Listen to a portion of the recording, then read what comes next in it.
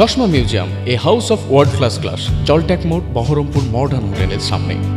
বাংলাদেশে দীপু দাসের নৃশংসভাবে হত্যাকাণ্ডের বিরুদ্ধে মোহাম্মদ ইউনূসের কুশপুত্তলিকা দাহ ও বিক্ষোভ মিছিল অনুষ্ঠিত হলো। এদিন বহরমপুর টেক্সটাইল কলেজ মোড়ে বিশ্ব হিন্দু পরিষদ, ছত্রপতি শিবাজি ওয়েলফেয়ার সোসাইটি ও বজরং দল হিন্দু জাগরণ মঞ্চের যৌথ উদ্যোগে বিক্ষোভ মিছিল ও মোহাম্মদ ইউনূসের কুশপুত্তলিকা দাহ করা হয়।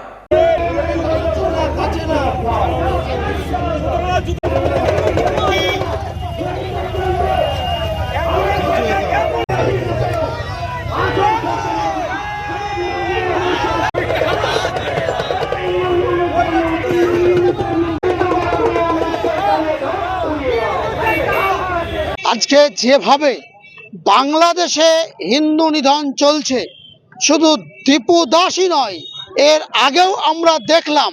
আর এটা বাংলাদেশ নয়, আমরা এর আতঙ্ক দেখেছি কিছুদিন আগেও, 1 বছরও হয়নি, শামসেরগঞ্জ, আমরা এই বহরমপুর দেখেছি, বেলডাঙ্গাতে দেখেছি। অত ওপারে বাংলা থেকে এপার বাংলা এসে আমাদের গোটা মুর্শিদাবাদ জেলা জুড়ে তাম বাংলাকে যে জ্বালানোর চেষ্টা চলছে এই রাজ্যের বঙ্গেশ্বরী নেতৃত্বে, তার আজ আমরা পেয়েছি। তাই আজকে এখানে হিন্দুত্ববাদী সংগঠন, সামাজিক সংগঠন, ছত্রপতি শিবাজি ওয়েলফেয়ার ট্রাস্ট এবং আমাদের বজরং দল সকলের হিন্দু একত্রিত হয়ে আজকে হিন্দু ঐক্যের জন্য আজ আমরা এখানে মিলিত হয়েছি। এবং আজ ইউনূসের মতো একজন কুখ্যাত খুনিকে আজ আমরা টেক্সটাইল মোড়ে দাহ করেছি। এটা শুধু বার্তা। এই যদি দীপু দাস যদি দ্বিতীয়বার এই ভারতে হয়, মুর্শিদাবাদে হয়, তাই কি পরিণত হবে আজকে তার ট্রেলার দেখলেন।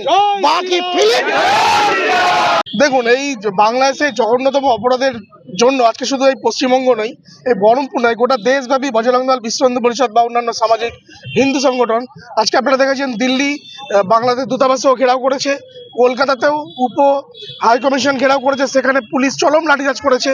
এই তার মানে কি আমাদের এই পশ্চিমবঙ্গে এই সরকার আদতে এই মোহাম্মদ ইউনূসকে সাপোর্ট করলো? তার জন্য আজকে যে প্রতিবাদী হিন্দুদের কাছে পুলিশ এই বেধড়ক মারধর করলো।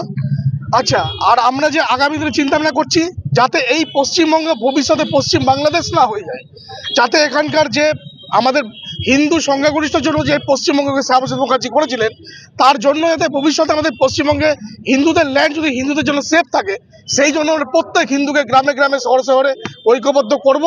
আমরা এই মাটিকে আমার মাটি আমার মা বাংলাদেশ হতে দিচ্ছি না, এই শপথ নিয়ে আজকে গোটা পশ্চিমবঙ্গে আমাদের আন্দোলন চলছে এবং চলবে। আমার নাম প্রীতম দত্ত, আমি বজরং দলের জেলা